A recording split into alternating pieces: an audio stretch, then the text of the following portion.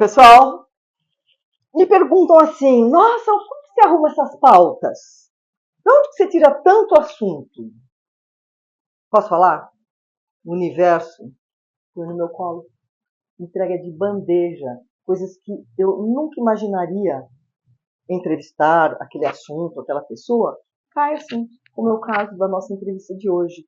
Que o que me chamou muito a atenção, não só pela iluminada que essa pessoa que está aqui comigo, desde que eu a conheci já teve assim, uma sintonia, né? Aliás, o nome do programa é Sintonia, a vinheta é Sintonia. Que o título da nossa entrevista é algo surreal, de tão original e tão real. Eu vou chamar para estar com a gente nesta tarde, noite, manhã, não sei que horas vocês estão assistindo a esse programa, a Elaine Santos, que é uma querida, já mora no meu coração. Elaine, a gente faz essa cena sempre, né? E olha as duas aqui, de rosa bebê e azul turquesa bebê. Não é lindo? Pode ser tão pouquinho pra Fala um oi para os nossos internautas. Olá, um prazer estar aqui com a Beth Ripoli. Esse programa dispensa qualquer comentário, a sintonia é tudo. Não, Sintonia. Você é maravilhosa. Não é sintonia? É, sintonia. Senão não vem. Senão não vem. Ó, e outra coisa, eu estou vendo que ela está com um livro aqui, tenho certeza que eu vou ganhar esse livro. Gente, como você pode partilhar coisas boas, vem ao encontro da nossa missão, que eu já falei sobre isso outro dia, né? Que as pessoas falam assim, não sei qual é a missão, qual é o meu propósito. Não está ao seu redor. Está aqui dentro. Não é mesmo? Exatamente. Então tá, o que a Elaine vai falar hoje? Tudo que te aperta não é o seu número. Não é um título lindo para a nossa entrevista? E quem é a Elaine? Ela é graduada em psicologia, ex-atleta de vôlei profissional, pós-graduada em psicologia do esporte e autora de um método. Quem? Sobre educação emocional. Ela é articulista, escritora, nossa, para todas as idades. Ela atende qualquer idade. E debatedora em emissoras de rádio e TV, autora do livro que ela trouxe para nós, ó, Tudo que te aperta não é o seu número. E eu queria aqui deixar o meu agradecimento. Eu que agradeço. Sabe, a você sim, mas sabe a quem que eu tenho que agradecer? César Romão. César Romão, nosso mestre. Mestre, impressionante. Escreveu o prefácio deste Ele livro.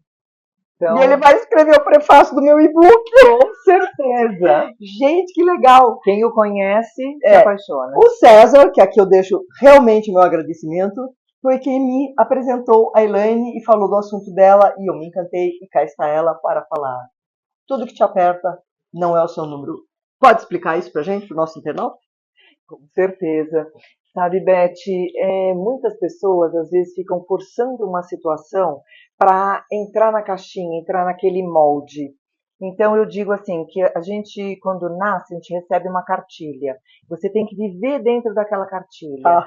E aí você força uma situação que não é para você. Então eu faço uma analogia.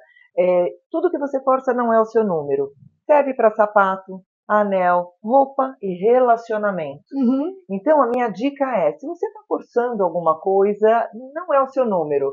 Para, pensa, reflete, desvia, e aí sim você pergunta o que você quer. Uhum. O meu método são 4 passos, e o nome é QUEM. Uhum. Questione, entenda, escolha e mude. Vai, de novo, porque aqui é bem didático. Método QUEM. Questione, entenda, escolha e mude. Gente, realmente, você é criativa. Quer dizer, você não, né? Porque a gente já sabe que quando você cria um título como esse, ou cria um método como esse, ou como hoje você conheceu, nós tivemos uma entrevista antes da dela, uma pessoa também que criou um método, a gente recebe do universo. Não precisa falar que é de Deus, não precisa acreditar naquilo que você não queira. Mas não é? É porque a gente pede. Quando eu estava na faculdade, eu tinha um grande questionamento de que a terapia não pode durar anos. No meu olhar, no meu método, é começo, meio e fim. Hoje eu atendi uma paciente, a filha de uma paciente que mora um pouco longe do meu consultório. A amiga dela perguntou e falou assim, mas você vai até o Campo Belo para levar? Ela falou, sim, essa psicóloga dá alta. Então eu gostei demais, porque a terapia é um autoconhecimento, eu vou trabalhar os autos. Autoconhecimento, autoestima, autovalorização, autorresponsabilidade. Cria-se uma caixinha de ferramenta, tchau, caminha pela vida. Eu indo ao encontro do que você está falando, uma vez eu fiz uma terapia, porque eu amo terapia. Eu digo assim, colaborador em casa e terapeuta são as melhores coisas do mundo, não sou? Eu sou suspeita, mas concordo. Não, fazer terapia, gente, você pode falar o que você quiser e a pessoa não vai falar assim, você vai chorar de novo? Ah, você vai falar isso de novo, não é? Exatamente. Então, eu já vou me candidatar aqui, porque se tem alta, porque todo mundo olha pra mim e fala, nossa, é toda resolvida. Calma, Beth, todos temos desafios, problema nenhum. Então é o seguinte, se ela está dizendo que tem fim, foi o que eu gostei da minha terapeuta. Uma terapia que fica 2, 3, 4, 5 anos, está patinando, não está? No meu olhar, não é efetivo. Eu faço uma comparação com uma faculdade. Então, você aprendeu a faculdade, você aprendeu a matéria, você se formou. Não precisa voltar. Você pode fazer uma especialização, uma recuperação, né? Mas não precisa voltar. Então, a terapia é a mesma coisa. Você precisa saber resolver aquilo que está dentro de você. Eu falo, primeira parte da terapia, você faz todas aquelas limpezas de trauma, de dor, de tudo aquilo que aconteceu. Tira o lixo. A toxicidade. Isso. A segunda parte são os autos.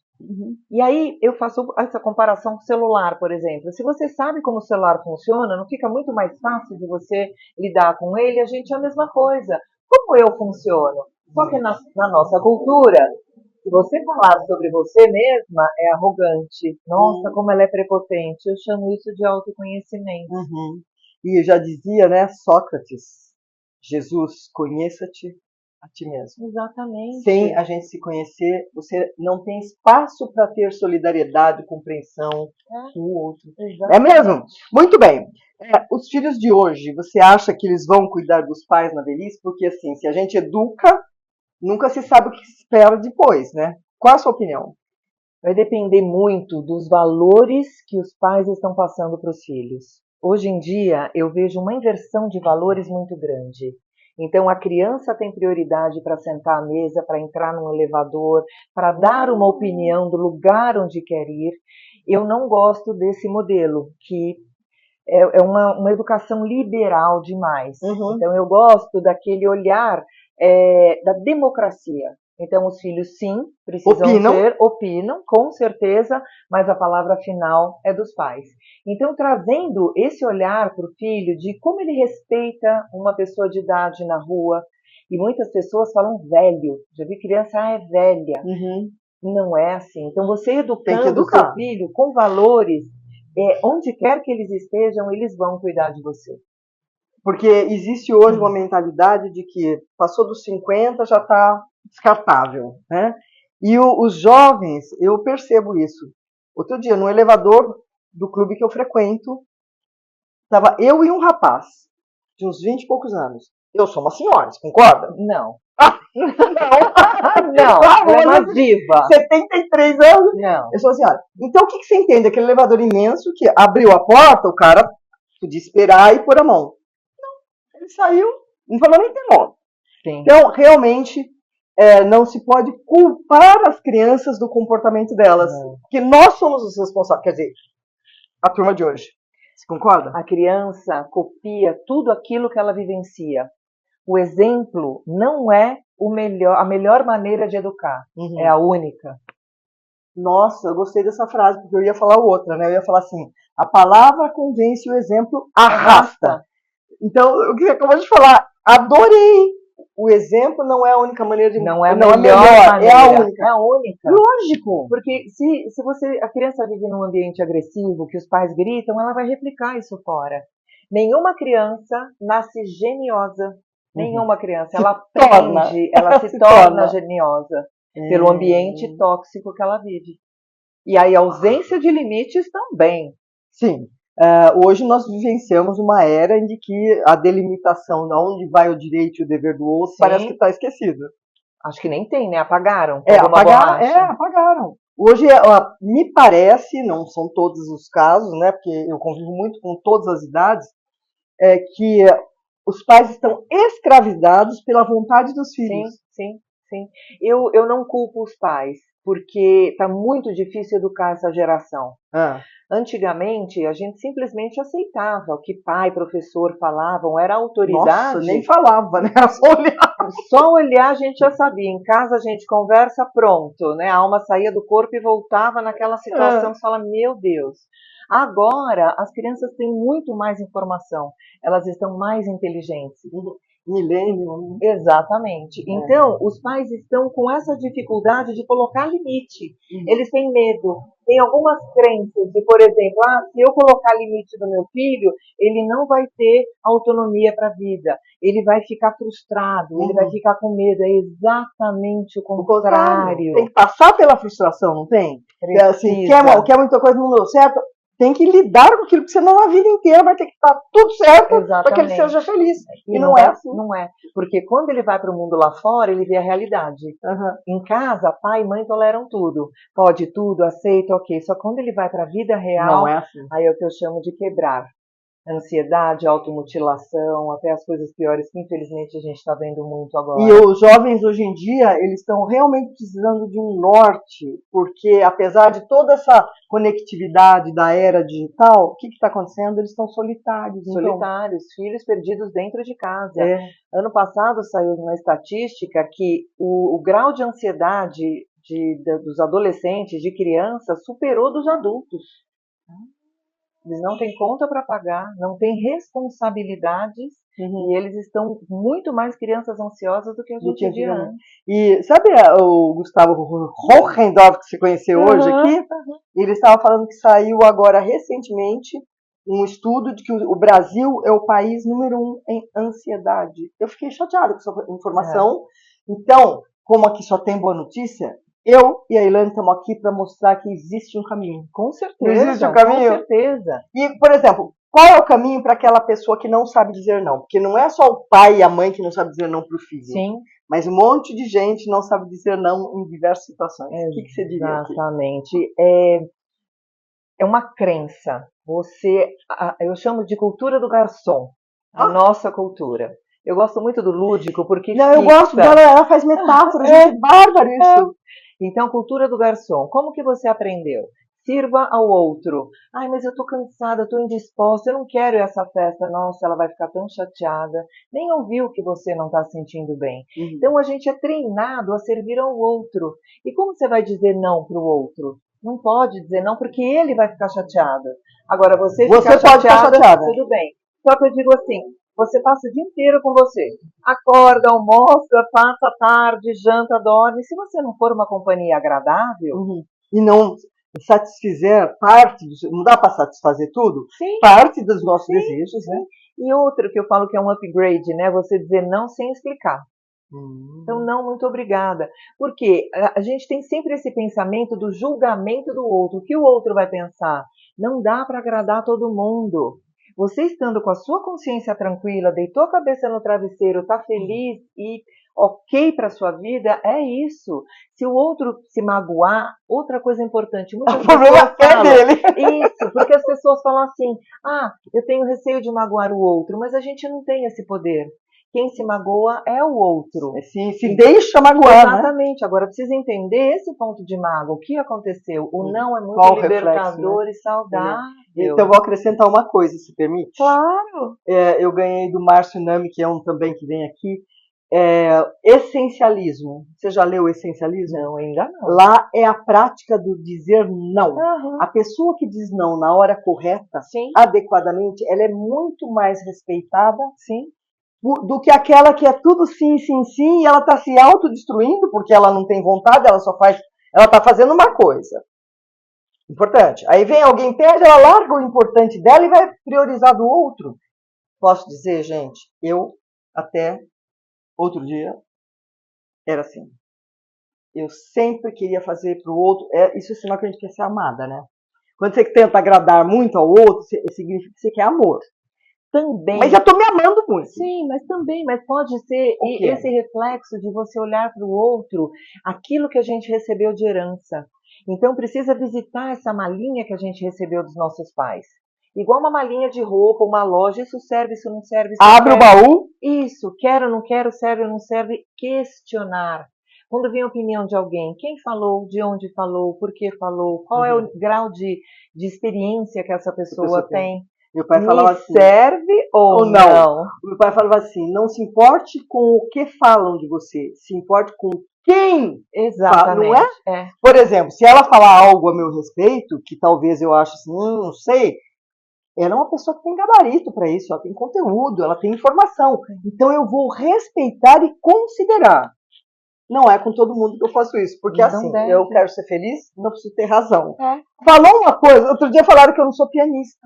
Ah, tá. Oh, que dó. Realmente não é. Eu sou encanador, pedreiro, né? Eu concordo. Não sou pianista. Tá bom. Ok. Tá comigo o problema? Ela não toca música popular, ela só toca música popular e não toca clássico. Adivinha se é uma pianista clássica? Então, gente, bateu, vai embora que nem óleo e água. Veja se serve. Se servir, pega pra você. Se não servir... Ai, eu adorei essa metáfora do sapato, de servir o número que serve não. Ok, você já teve a sensação de que você fala uma coisa e a pessoa entende outra? Quem nunca? Quem nunca? Isso acontece por conta da subjetividade. Então conta pra nós. Aí eu vejo pais educando os filhos, fala uma coisa, a criança entende outra e vira um conflito, uma guerra armada. Então o importante é você conversar com a criança ou com o adulto, com quem você esteja conversando, e peça para ele repetir exatamente o que ele entendeu sobre o assunto. Isso se chama comunicação efetiva. Porque nos dias atuais a gente está permeado pelo medo, as pessoas estressadas, ansiosas, irritadas, então está um pavio muito curto. Aí qualquer coisinha grita. Dá curto-circuito, né? Grita, e gritar não é efetivo. Não educa. É falar baixo, entender, mostrar, olha, isso pode, isso não pode. Agora, sempre com a entonação da voz. Eu falo que é o mamanhês. Então você vai falar, ai filhinho, como você tá lindo hoje, a mamãe amou o seu cabelo. Agora, você não arrumou o seu quarto. Eu quero que você vá arrumar o seu quarto agora. É uma entonação de voz que você está mostrando que você é quem comanda ali, que na hierarquia você está acima sem gritar. Exatamente. E uma coisa que eu aprendi também, se a pessoa está falando num tom mais alto, se você falar mais baixo, automaticamente ela baixa. Ela para te ouvir. Não é? Exatamente. E isso que você falou e deu esse nome, na PNL, na programação neurolinguística, chama-se de rapport, né? O filho, você não comprou meu presente no dia da criança. Ai, filho, não comprei mesmo. Mas a loja ainda está fechada, vamos esperar abrir a loja e a gente vai comprar? Acompanhou e depois conduziu porque queria. Não é assim que tem que funcionar? Sim. Mas o que acontece hoje? Acontece, os pais ficam escravos e o confronto. O que eu acho interessante é colocar os limites e as regras. Esta casa tem algumas regras e funciona dessa maneira. A criança chegou depois, ela não pode ditar as regras da casa. Então, por exemplo, nenhuma criança deve levantar o tom com pai, mãe ou qualquer adulto. Isso os pais não podem permitir. Machuca a criança. A criança se sente ferida, porque não é bacana isso. Sim. E os pais... E ela depois vai sentir culpa. Exatamente. Então não é emocionalmente saudável uma criança levantar tom para um adulto. E dar respostinha bruta, assim? Nem pensar. Então quando a criança faz isso, diga, repete outra vez da maneira como nós combinamos. Olha que legal. Gente, eu queria fazer uma menção aqui. A minha queridíssima nora, Luciana R., casada com meu filho, ela está estudando psicologia, está se formando agora. Ela vai adorar esse programa e eu vou fazer, ela mandar para todo mundo. Ela atende lá em Paraisópolis, no Einstein, está fazendo atendimento. E esse programa, não é? O que ela está me contando aqui é exatamente o que é necessário. Avós, mães, ouçam isso, porque é o caminho. Você sabe que eu escrevi um texto chamado Criança Quer Falar. Eu fiz alguns trabalhos voluntários em comunidade e eles têm um tom de voz muito alto, batem e educam através da agressão. Isso não é bacana. Então, uma das frases, já que você gosta das minhas... Adoro frase! Nós vamos ouvir de novo e anotar. A maneira como você está me educando vai me ensinar a ser grande, tolerante e forte? É para se pensar, hein? É a isso. maneira como você está me educando vai me tornar Vai me tolerante, ensinar, forte. vai me ensinar a ser grande, tolerante e forte, porque é essa a função dos pais. Não é agradar o filho. Um dos capítulos do meu livro é faça... Esse aqui? É. Ai, gente, posso mostrar? É Ó, seu? agora, Autógrafo? nossa, o ano passado eu ganhei 18, esse ano já comecei agora, já ganhei 3. Olha que lindo! Alguém fala assim, você lê? Eu vou lendo à medida do possível, mas eu leio mesmo, eu amo ler. Muito obrigado. Imagina. Olha aqui, gente, esse tema, tudo que te aperta não é o seu número, é brilhante. Você recebeu, né? Pronto. Muita experiência de consultório, muita experiência dos trabalhos que eu fiz, faculdade, foi uma junção de tudo. Esse livro são 40 capítulos. Tá. E você não é um livro de leitura contínua. Cada capítulo são 3 minutos. Então, por exemplo, eu tenho o capítulo birra, capítulo ansiedade, capítulo TDAH. E aí você vai e consulta. Tem o desafio, que eu não chamo de problema, tudo aquilo que a gente tem solução. O desafio, a solução e uma reflexão. Então é bem bacana. E você tem um livro, ou seja, tem outro? Eu tenho outros 2 na cabeça, mas não deu tempo de escrever mas com certeza virão outros, né? Então. Muito bem. Onde foi parar aquela sabedoria natural dos nossos ancestrais, dos nossos avós, que tinham não tinha curso de PNL, não tinha mentoria, não tinha nada. Mas eram os nossos avós, minhas bisavós eram sábias. Exatamente. Pois é. O que aconteceu? Acho que eles estão escondidos atrás dos eletrônicos, atrás de fake news, eles trocaram essa sabedoria que eles não sabem de quem é, quem falou, onde veio. Claro que tem muita coisa importante, boa na internet, nas redes. Sim, hoje não se vive mais sem. Mas virou obsoleto. É o velho, não sabe nada. E vai saber o que dessa geração? Entende? Então, ouvir uma pessoa de idade falando é sabedoria pura. Só que agora não é valorizado. Teve uma inversão de valores como se isso ficasse cafona. Entendi. Sabe? Não, eu não vou ouvir meu avô, minha avó, porque vou sofrer bullying, né? Não tem paciência. Aí eu falo também sobre isso no livro. Quando a criança começa a andar, os passos da criança, que também é dessa primeira pergunta que você me fez, se os filhos vão cuidar na velhice. Quando a criança é pequenininha, ai, que bonitinho, o passinho caiu, levanta. Não, espera ela, é pequenininha. Agora, é muito difícil um adolescente ou até um adulto acompanhar os passos de um idoso cansado pelo caminhar da vida. É verdade. Então, ele caminhou, tudo isso, ele está cansado, respeita e ajuda a como foi ajudar aquela criança. Exatamente, porque você também já foi aquela criança que caiu várias vezes do pai e a mãe levantou. Chega algumas pessoas, exatamente, algumas pessoas que não têm um convívio bom com pai e mãe, e tudo bem por isso. Tendo a gratidão e o respeito por eles, você já fez a sua parte. E gratidão gera gratidão. Exatamente. Eu queria comentar uma coisa. Tem tantas coisas que ela está falando aqui que encontram um eco comigo. Sobre a história, você falou das crianças, de você passar para elas sobre as histórias das pessoas mais velhas. Desde pequeno, meus netinhos e minhas netinhas, Júlia e Carol, vinham dormir com a vovó, eu deitava no meio e eu falava, vou contar uma história. E contava uma história da minha avó, da minha bisavó, ou minha. Até que chegou um ponto que toda vez que elas vinham, deitavam, vovó, agora conta uma história. Então é importante que eles valorizem a nossa história de vida. Eu acho que ela leu meu livro. Tem é um capítulo exatamente sobre isso. Contei muito. A história. Tanto as coisas muito boas, como aquelas que nem tanto, mas que me fizeram fortalecida. Porque a criança não tem noção de que um dia você já foi criança. Exato, mas eu achei bárbaro e me arrependi de não ter ouvido mais a minha mãe, a minha avó. Eu fui fazer aquele processo Hoffman, você conhece? E lá você não tem que saber da história dos seus pais, dos seus avós. Dos meus pais eu sabia, mas dos meus avós quase nada. Então, pais e mães que estão nos ouvindo, contem as histórias, contem a história da sua família, não é? Não é importante? É muito importante. Conta qual a comida favorita que a sua avó fazia, qual era o bolo. Você cria memória afetiva com as crianças e humaniza. E isso a gente precisa ter muito claro. A gente precisa humanizar essas crianças, porque é inevitável a era digital. Todos eles, mais cedo ou mais tarde, vão para as telas, não tem como. Quanto mais retardar, melhor. Mas não é um caminho sem volta. Então, quanto mais humanizar, brincadeira de rua, abraço, contar história, puxar a cabecinha deles para, olha, na minha época tinha LP. Como era o som do carro, é muito importante. Você cria uma raiz, você cria uma base, você cria uma estrutura. E o que segura uma árvore em pé? As raízes, Isso. né?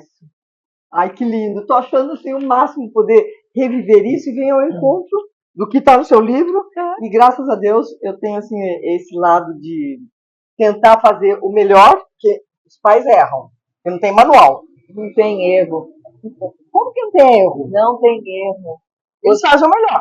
Faz o melhor naquele momento com o conhecimento e sabedoria que tinha. Não. Agora, o que a gente faz muito? Você pensa hoje, com a experiência que você adquiriu ao longo da vida, com os seus filhos quando eram pequenos. Não é justo. Precisa voltar aquela Beth, ou aquele pai, aquela mãe lá atrás. Quando você tinha 15, 17 anos, qual era a maturidade, a experiência que você tinha? Então não é justo. Pais não erram. Eu costumo dizer assim, eles erram acertando. Porque mesmo assim, os pais nos deram a coisa mais importante que é a vida. A vida. Não questiona. Seu pai pode ser um bandido, né? Sua mãe pode ser qualquer coisa, mas eles não deram a vida. Então, só por isso temos que ser gratos. Claro. E tudo que foi feito que não agradou, a gente ressignifica, porque nos tornamos adultos. É isso. 0 aos 7 anos é muito importante a presença do pai na vida da criança para dar segurança no caminhar da vida. O controle da raiva também. Então, se você vê uma criança explosiva, você pode ver que não teve um pai presente, uma figura masculina bacana, assim, para essa criança se espelhar. 7 a 14 é mãe, que vai desenvolver o emocional dessa criança e a autoestima.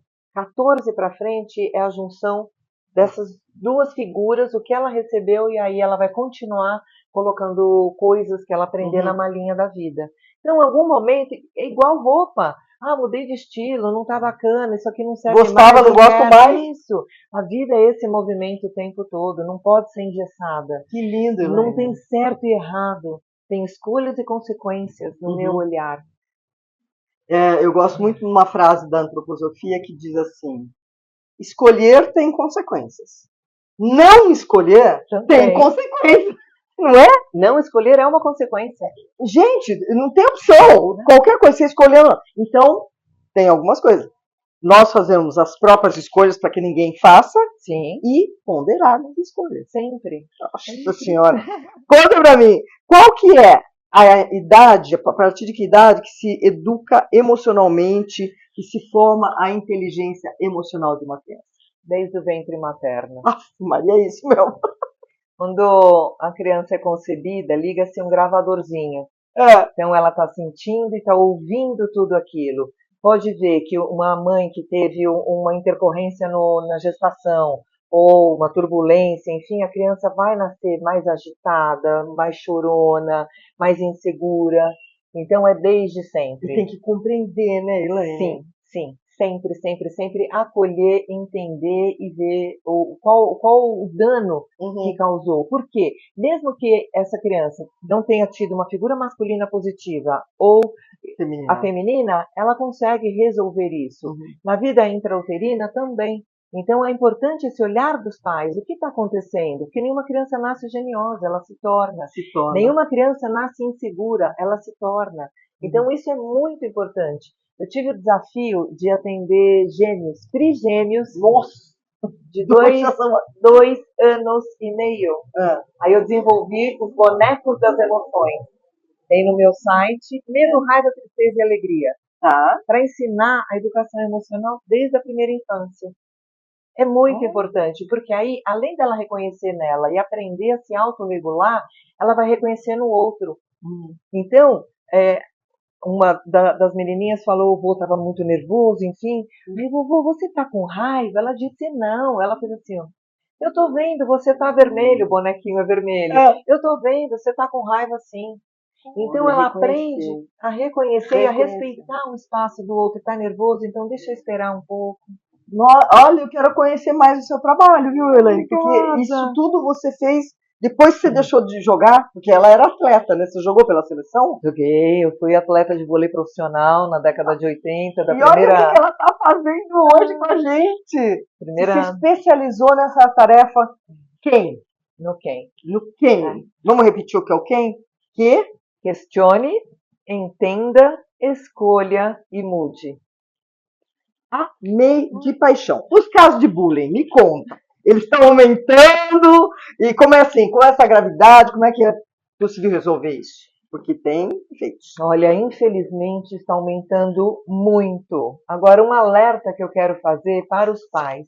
A criança que pratica o bullying está adoecida. E adoece a criança ou adulto que ela vai fazer o bullying. Vai fazer o bullying. Então a gente precisa ficar de olho naquela criança que está praticando bullying. Ela não está saudável. Ela precisa de cuidados tanto contra o outro que sofreu, né? Exatamente. Agora, o que eu vejo muito com os pais, eles passam a mão na cabeça, tá tudo certo, deixa. Foi sempre o outro que causou, porque às vezes os pais não dão conta de lidar, e tudo bem por isso, busca ajuda profissional. Então, mas aí que tá, né? Hoje, toda essa criançada que tá à mercê disso, precisa primeiro tratar os pais? Fala pra mim. Precisa tratar os pais primeiro? Precisa auxiliar os pais, e o meu livro é para isso. Precisa procurar terapia, mostrar vulnerabilidade. Não estou conseguindo lidar com a situação do... Mostra vulnerabilidade, vou procurar um profissional. O profissional estudou para te ouvir. O livro, o título, Métodos para Educar através do Amor, Disciplina e Confiança. Nossa. É a base, é a estrutura, é o alicerce. Posso falar? Eu vou comprar esse livro, vários, porque eu tenho tantas mães que vão utilizar esse livro, porque é um livro que você lê em 1 hora. Não é para ler em 1 hora. Não, são 3 minutos, é um livro de consulta, 3 minutos cada capítulo. Mas eu estou adorando isso aqui. Bom, no momento, como você está percebendo, a era da tecnologia, a era digital, como é que a gente pode manter a humanização das crianças sem ter que proibir os que é impossível proibir? Sim. Tem gente revoltada que não pode mais levar celular na escola? Sim, que foi sadio, vamos combinar? Com certeza. Porque adolescentes e crianças já estão adoecendo, né? Sim. Então, como é que a gente lida com isso? É o limite? Radicalismo? Não dá, né? O que você sugere? Diga para o nosso internauta aí. Olha, a tela não pode fazer a função dos pais. Então, se você está no restaurante, você dá a tela para a criança para ela ficar quieta enquanto você almoça. Não é saudável. A tela é importante quando traz algum conteúdo, quando traz alguma informação. Então, a criança pequena, 8, 9 anos, que seja até 7 anos, coloque alguma coisa que ela vai apreender um conhecimento. Uma aulinha de inglês, uma aulinha de piano, no celular, alguma coisa que seja interativa e não viciante. Sim. O que é prejudicial nas telas? Quando você começa a rolar, isso até para os adultos, você começa a rolar aquilo, porque você recebe endorfina, então você fica o tempo todo com aquela sensação de prazer. Joguinho que você tem que ganhar isso. E eu quero mais, eu quero mais, eu quero mais. Então é um vício, isso não é saudável. Então qual é a qualidade, o que está aparecendo? Se for um desenho, coloca na televisão. Não coloca no celular e num tablet. Tenha programas com as crianças para fora, para a rua, para ver o mundo lá fora. Eu sei que está muito violento, que está perigoso, mas sempre tem um parque, um horário, no prédio, onde assim, é o sol, o ar. Ter um pet em casa ajuda bastante. Um cachorrinho que distrai a criança, né? Você conviver com outras crianças para colocar um limite, para saber até onde eu vou, humanizar. Então é isso que você fala dos nossos ancestrais, a sabedoria lá de trás. Não tinha telefone celular, não tinha tablet, não tinha internet, era todo mundo muito forte, muito resiliente. E esse para mim é o ponto, sabe? Porque essas crianças de hoje, elas não sabem lidar com a menor frustração. Nenhuma. Eu percebo agora que você está falando isso, o meu pai, já teria 100 e poucos anos, ele me deu educação financeira desde os 6 anos. Filha, a partir de agora você tem mesada. Se você quiser comprar um chocolate, compra. Se você quiser comprar um gibi, e se você quiser o cinema, você guarda 2 semanas, porque a sua mãe não vai pagar o cinema. Você vai juntar 2 semanas. Gente, eu aprendi a lidar com dinheiro. Perfeito. Isso foi, eu tenho 73 anos, então faz muito tempo. Eu tinha 6.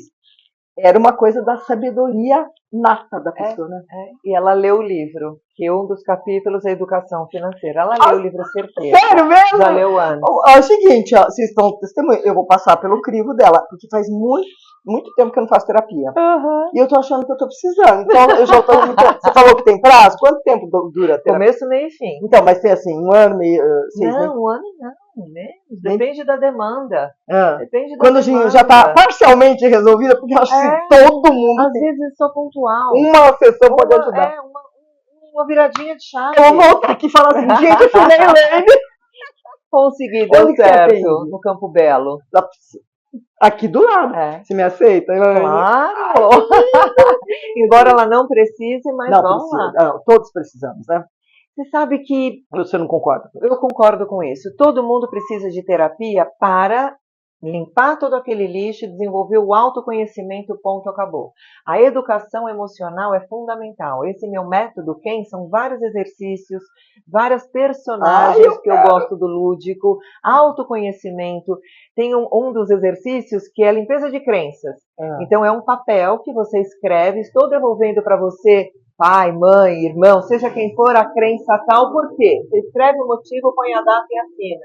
São exercícios comportamentais. A linha que eu trabalho é comportamental. E você que criou isso ou você estudou em algum lugar? Eu criei. Então, filha, você recebeu pronto, não foi? Eu não sei, mas vinha tudo na minha cabeça e eu escrevia. Gente, cada vez mais eu percebo isso. As pessoas que têm essa criatividade de engendrar uma possibilidade que vai ajudar o próximo, foi inspiração divina.